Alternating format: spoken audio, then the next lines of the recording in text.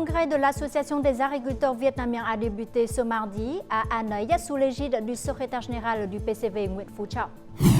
La mise en œuvre de 16 accords de libre-échange contribue fortement à l'augmentation des exportations du Vietnam. Dotés de compétences professionnelles et d'un sens de responsabilité, les soldats de la garde populaire accomplissent leur tâche d'assurer la sécurité des hauts dirigeants.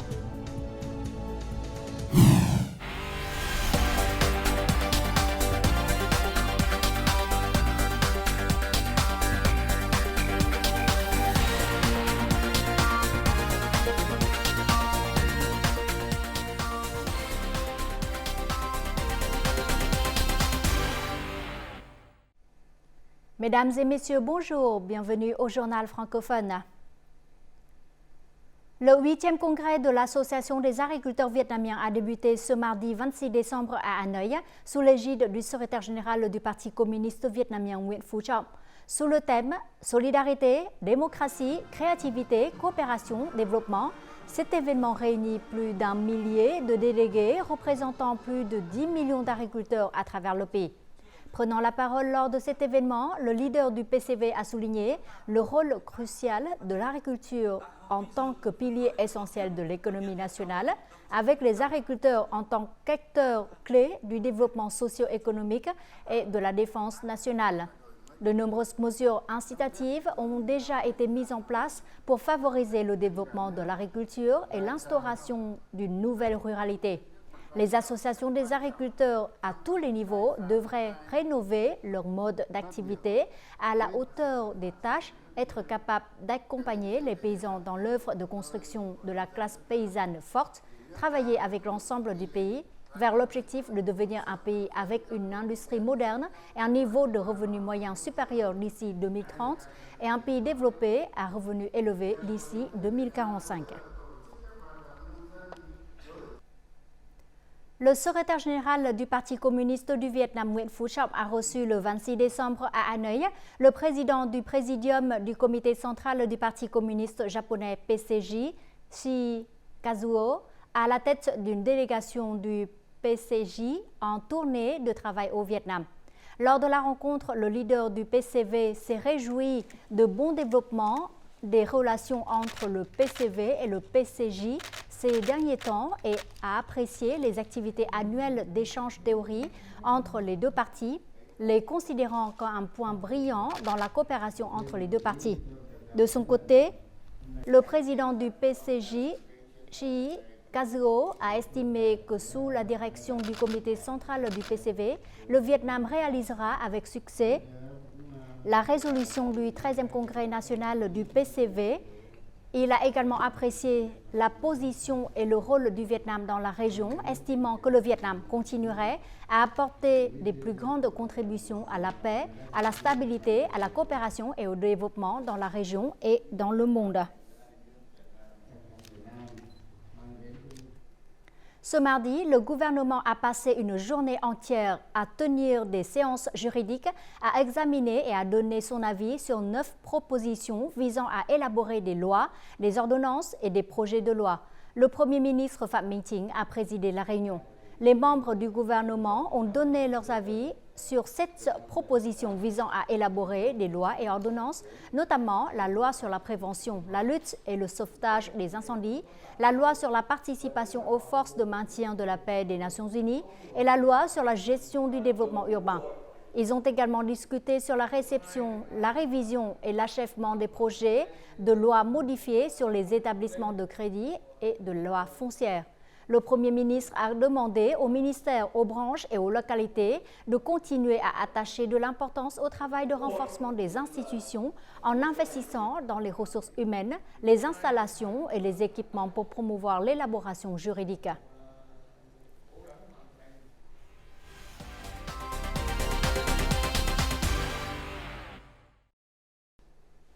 Au 20 décembre, la croissance du crédit au Vietnam avait atteint 10,85%.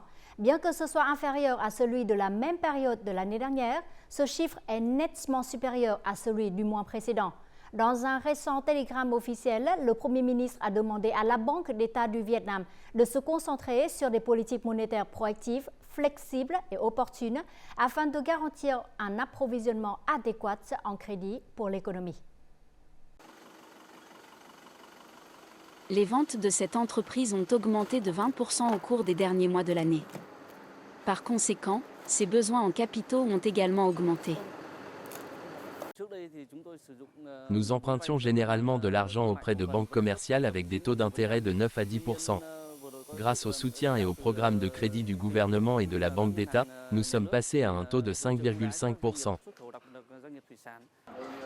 En raison des difficultés, de nombreuses banques ont choisi des secteurs clés pour accorder des prêts. Par exemple, cette banque a prêté plus de 3 000 milliards de dong à un taux d'intérêt de 5,5% par an pour aider les entreprises et les particuliers dans le besoin. Le crédit accordé aux entreprises et aux particuliers pour développer leur activité et construire et réparer des maisons a remarquablement augmenté de 20% en moyenne.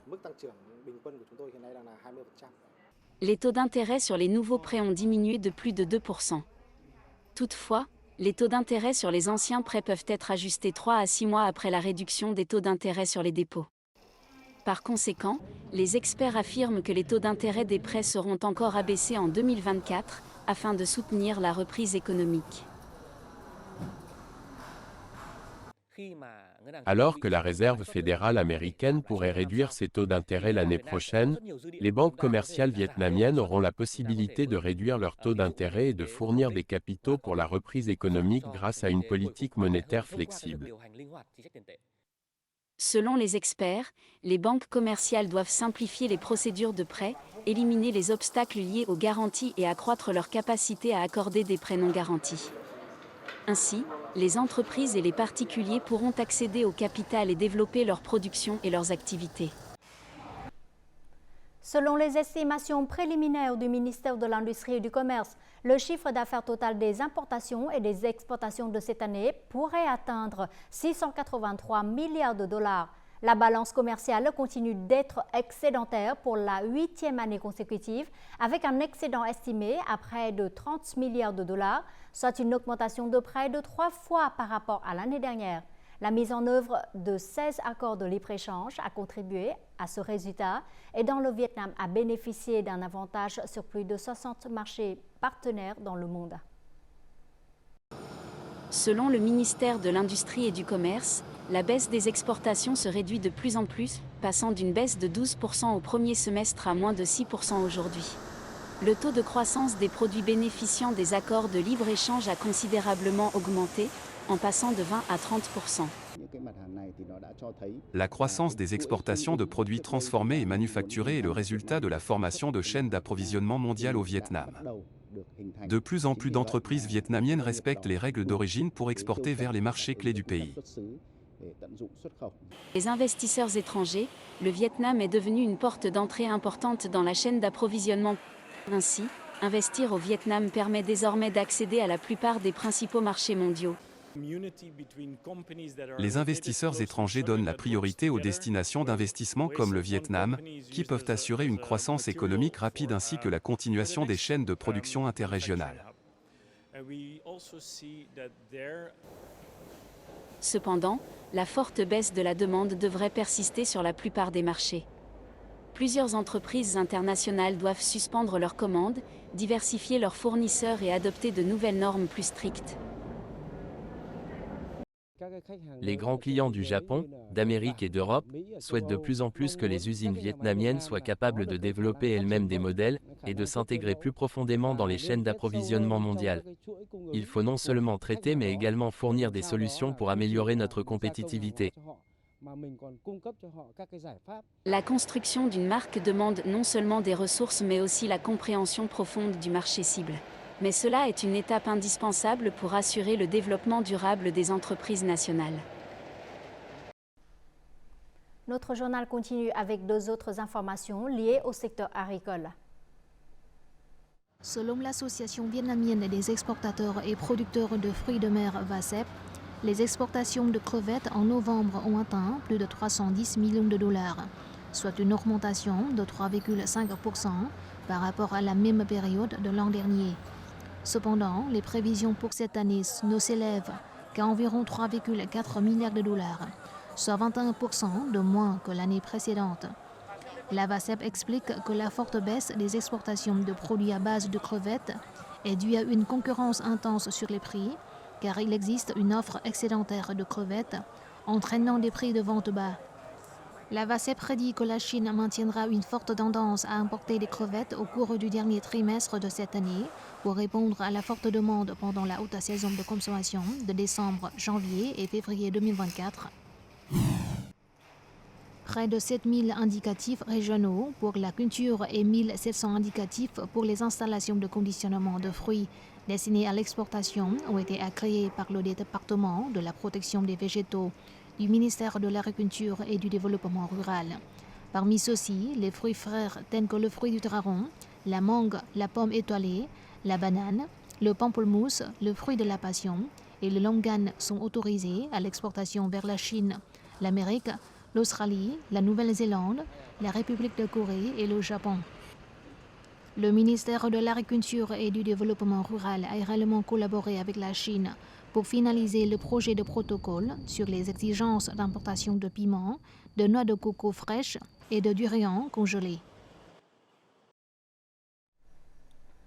Actuellement, Hanoï compte plus de 1300 villages d'artisanat traditionnel, dont plus de 300 villages ont été reconnus selon les critères nationaux. La capitale recense aussi le plus de métiers du pays avec 48 métiers sur 52. Actuellement, de nombreux villages artisanaux ont leurs propres moyens créatifs pour améliorer la qualité de leurs produits et conquérir les consommateurs. Chaque jour, les artisans du village Tuong fabriquent 1000 chapeaux coniques pour les vendre au marché. En plus de vendre des produits, ce lieu promeut aussi le développement du tourisme grâce aux expériences des visiteurs avec les produits traditionnels. Récemment, l'usine de Monsieur Thuy a innové dans le processus de production, depuis les matériaux jusqu'à la fabrication. Nous avons conçu de nombreux nouveaux modèles, des très petits chapeaux de 2 à 3 cm aux produits de plus grande taille pour répondre à la demande du marché. Les artisans de lac du village de Hat Thai du district de Thương Tín ont choisi de coopérer pour améliorer la qualité de leurs produits. La coopérative de lac Hat Thai compte 25 membres. Depuis sa création, ce village artisanal a connu de nombreux changements positifs. Si d'autres villages artisanaux choisissent d'améliorer la qualité de leurs produits et de modifier la façon dont ils commercialisent leurs produits auprès des touristes, des villages artisanaux du district de Zalem ont été construits pour promouvoir le développement du tourisme. De nombreuses activités expérientielles et divers services ont permis à cet endroit de devenir une destination privilégiée pour de nombreux touristes. C'est également une incitation pour nous à ouvrir la transition des villages d'artisanat manufacturier vers des villages d'artisanat touristique. Toutes les destinations sont construites pour devenir des attractions touristiques. Des artisans dynamiques aideront les villages artisanaux à réussir leur tourisme. Les villages artisanaux de Hanoï ont un revenu estimé à 20 000 milliards de dong par an. L'industrie artisanale vietnamienne se fixe un objectif d'exportation de 6 milliards de dollars d'ici 2030.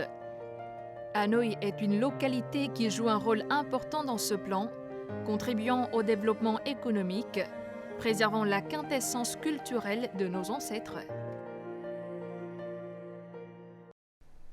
Notre journal continue avec les taux de change et l'indice de la bourse du Vietnam.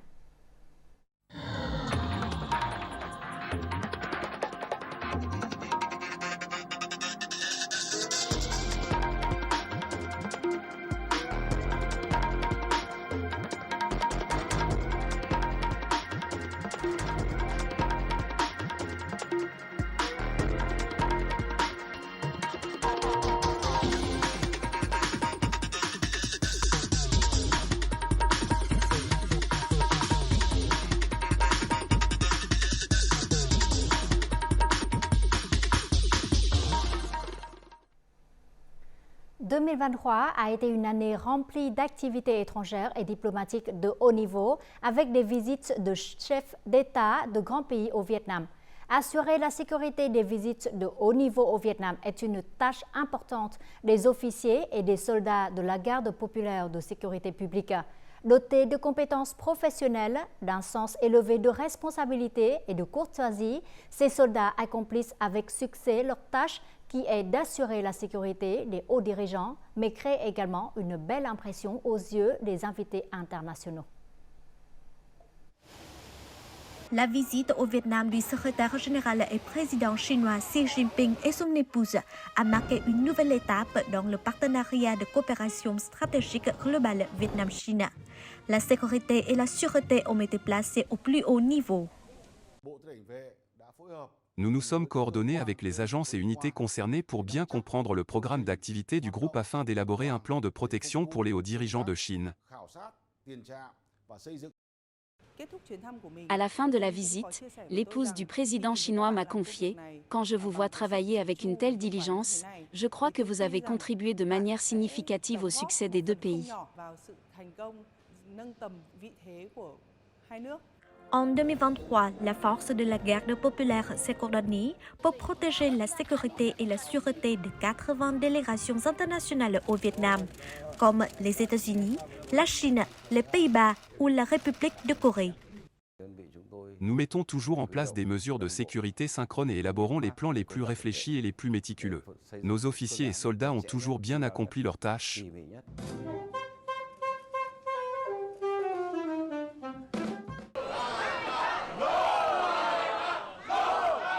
En 2023, outre les activités officielles, les activités diplomatiques secondaires entre les dirigeants vietnamiens et d'autres pays ont eu lieu plus fréquemment. Diverses activités posent de nouvelles exigences pour assurer la sûreté et la sécurité. Nous avons mené des enquêtes détaillées sur chaque itinéraire, chaque rue et chaque maison, en mettant en œuvre des plans de protection extrêmement méticuleux et réfléchis.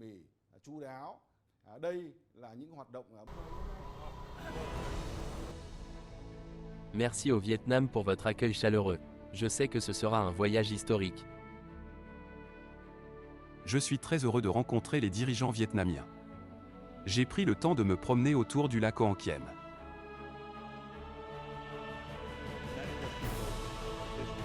De plus en plus de Néerlandais visitent le Vietnam. Lorsque mes amis sont revenus du Vietnam, ils ont tous loué le pays et ses habitants pour leur hospitalité. Le travail réussi visant à assurer la sécurité et la sûreté des visites de haut niveau et des activités diplomatiques secondaires en 2023 constitue une contribution importante aux réalisations globales de la diplomatie vietnamienne, apportant une nouvelle image du Vietnam, belle, sûre et amicale auprès des amis internationaux. La 78e Assemblée générale de l'ONU à New York, aux États-Unis, a adopté vendredi à l'unanimité une résolution faisant du Nouvel An lunaire un jour férié aux Nations Unies à partir de 2024. Cette reconnaissance par la communauté internationale témoigne de l'importance de la culture asiatique traditionnelle et est le résultat d'un plaidoyer coordonné auprès des Nations Unies. Le Vietnam en particulier était l'un des 12 pays qui ont participé à une lettre conjointe envoyée aux dirigeants de l'ONU en août de cette année, promouvant activement cette reconnaissance. La résolution souligne que le Nouvel An lunaire est célébré comme un jour férié dans de nombreux pays membres et encourage les agences des Nations Unies à s'abstenir de programmer des réunions le premier jour du Nouvel An lunaire.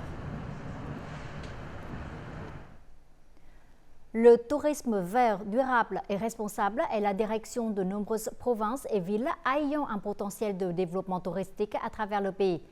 Après près de 2 ans de mise en œuvre de l'ensemble des critères du tourisme vert, l'industrie touristique de la province de Quảng Nam a apporté des changements positifs sur la voie de l'écologisation des produits touristiques. Et cette localité promeut également de nombreuses solutions pour développer le tourisme vert au service de l'objectif de développement durable jusqu'en 2025. Des bûches de bois flottant dans les eaux de crue, apparemment abandonnées, renaissent en œuvre d'art unique. À partir de cette idée originale, le sculpteur Lê Ngọc Thuận a construit un espace d'art recyclé, ajoutant de la vitalité au village de menuiserie de Kim Bông et créant un modèle de tourisme vert dans la province de Quảng Nam. J'espère créer des emplois pour la communauté et réutiliser les ressources ligneuses mises au rebut.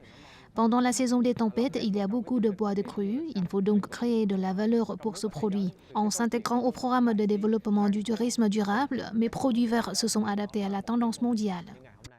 J'ai déjà visité dans de nombreux endroits au Vietnam, mais Hue An est probablement la ville qui utilise le plus de produits verts, de petits objets aux grands projets. C'est une caractéristique très spéciale que les touristes apprécient à Hue An. En venant à Quảng Nam, les visiteurs peuvent s'immerger dans la nature verdoyante et découvrir des lieux intéressants. D'anciens fours de briques abandonnés, après avoir été relancés par le gouvernement local, cet endroit est devenu la destination la plus recherchée par les touristes. Cet endroit a un espace aéré et une atmosphère paisible. Les gens ici sont très sympathiques. En 2022, Quảng Nam est devenue la première province du pays à émettre un ensemble de critères de tourisme vert avec 3 piliers, dont le développement durable, protéger l'environnement et le paysage naturel, préserver et promouvoir les valeurs culturelles typiques de Quảng Nam et du Vietnam.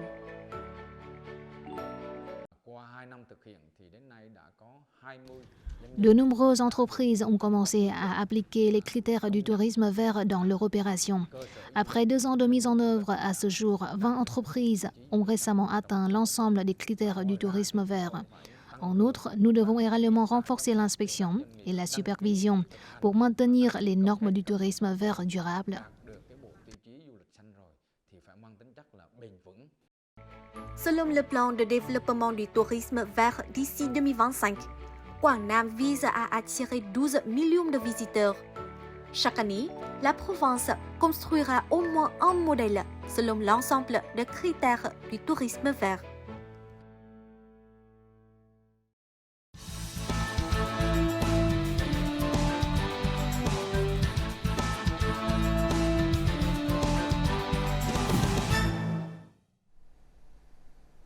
Dans ce chapitre Vietnam Terre d'accueil, rencontrons une jeune entrepreneur qui a combiné son éducation française et son héritage vietnamien pour créer des barres de chocolat uniques. Du chocolat pour tout le monde, tel est le slogan du projet intitulé The Cocoa Project, qui vise non seulement à produire du chocolat 100% vietnamien, mais aussi à développer une culture du chocolat dans le pays. Les saveurs et les goûts de ces produits sont confectionnés avec amour pour le peuple vietnamien. The Cocoa Project, du chocolat pour tous. Tout a commencé avec l'amour pour le chocolat. À partir de fèves de cacao vietnamiennes, au chocolat ferment fabriqué au Vietnam. Mais qu'est-ce qui différencie The Cocoa Project des autres marques de chocolat local? Au lieu de promouvoir le chocolat vietnamien dans le monde entier, The Cocoa Project se concentre sur la création d'une culture du chocolat ici, dans le pays. Et ce n'est pas une surprise si l'auteur de cette expérience inspirante est une jeune franco-vietnamienne. Comme tant de jeunes Vietnamiens d'outre-mer avant elle, Khánh Linh s'est retrouvée sur un vol aller simple vers le Vietnam pour réaliser son rêve. Le Vietnam est le pays des opportunités. C'est très dynamique et j'avais très envie de vivre une expérience dans un pays étranger, hors de France. Et effectivement, je suis d'origine vietnamienne, donc c'était aussi l'occasion pour moi de renouer avec mes racines, le pays de mes parents. L'idée était de créer un musée du chocolat. Nous voulions donc créer un musée dédié au chocolat et expliquer aux gens comment on cultive le cacao pour faire du chocolat. C'est pourquoi le chocolat au Vietnam est si spécial. Et petit à petit, notre projet a évolué et finalement il est devenu ce qu'il est aujourd'hui, qui est un projet plutôt FB orienté vers les habitants. Au fil des années, le Vietnam est devenu un lieu permettant aux petites entreprises de créer une diversité de chocolat pour les consommateurs nationaux. Il a ainsi la possibilité de mieux se positionner sur la carte mondiale du chocolat. Ouvert en mars 2022, The Cocoa Project, un chocolatier et un café de type Bean to Bar, s'est forgé une réputation de bouche à oreille parmi les habitants d'Ho Chi Minh Ville en tant que lieu idéal pour les amateurs de chocolat. Ce que nous faisons ici, c'est de promouvoir le chocolat vietnamien. Le chocolat dans le monde est principalement fabriqué à partir de fèves de cacao africaines. Mais ici, la particularité de notre chocolat, c'est qu'il est fabriqué à partir de cacao vietnamien. Le chocolat ici est donc 100% vietnamien. Normalement, il est rare de voir des combinaisons de chocolat aussi diverses au Vietnam. Je pense donc que Cocoa Project propose de nouvelles options aux clients. En arrivant ici, j'ai pu goûter à des saveurs que je n'avais jamais connues auparavant, comme le chocolat associé aux fruits de la passion ou à la mangue. Je ne pense pas pouvoir le trouver facilement ailleurs. Les marques de chocolat comme The Cocoa Project ont plus de latitude pour faire preuve de créativité avec différentes recettes et combinaisons. Chaque tablette de chocolat a une origine différente puisque le cacao a été cultivé dans des régions différentes, elle offre donc une saveur différente. C'est certainement la saveur qui fait la différence chez Cocoa Project, mais la façon dont il fonctionne aussi.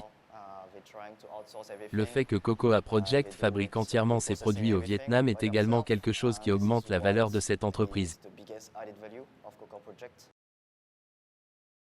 Dans la poursuite de sa passion pour le chocolat, Khánh Linh a eu la chance de rencontrer Grisha, un Belge installé au Vietnam depuis plusieurs années. Grisha a 3 décennies d'expérience en tant qu'entrepreneur chocolatier. Il est également le fondateur du programme Cacao Trace, un programme mondial d'approvisionnement durable en cacao. Après avoir discuté et échangé des idées, les deux se sont liés par leur intérêt mutuel pour le chocolat et leur passion pour la promotion d'une nouvelle vague de produits chocolatés adaptés au marché vietnamien. Notre slogan est « Du chocolat pour tout le monde ». Au début, nous voulions rendre hommage aux Vietnamiens, à sa façon de vivre. C'est pour cela que par exemple sur cette tablette, vous voyez des photos de gens dans la rue, conduisant la moto et portant des choses très diverses. Nous voulons montrer aux gens que le chocolat ne concerne pas seulement les Kit Kat ou d'autres produits typiques dans les supermarchés, le chocolat peut être quelque chose de différent. Et si nos créations chocolatées étaient adaptées aux goûts locaux pour pouvoir être partagées plus largement? Tel est l'esprit de Khánh Linh, ce qui lui a aidé à fasciner de plus en plus d'amateurs de chocolat au Vietnam avec des barres de chocolat inspirées de la culture vietnamienne.